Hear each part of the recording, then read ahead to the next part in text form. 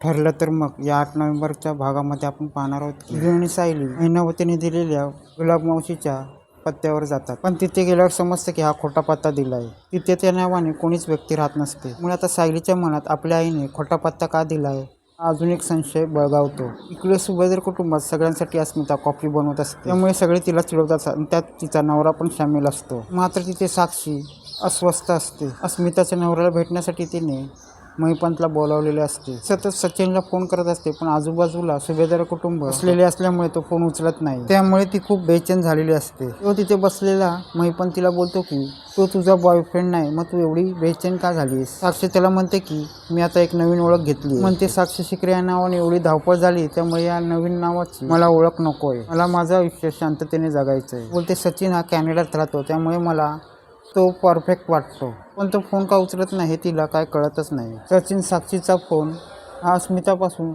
Phone cut करतो. तो सांगतो घरात ऑफिसमधून फोन येतोय. ते सायलीला सतत वाटत असते की महिनावती आणि सदाशिव हे आपले आई वडील नाही. दुसरीकडे अस्मिता झोपल्यावर सचिन साक्षीला फोन करत असतो. तो साक्षी तिला म्हणते की तू दिवसभरात फोन का नाही केलास, पण सचिन तिला कामात असल्याची थाप मारतो. त्यानंतर दोघे गप्पा मारत असताना त्या टायमाला तिथे अर्जुन येतो, पण सचिन त्या टायमाला फोन ठेवतो आणि अर्जुनला बोलतो की हा माझा ऑफिस कॉल आहे.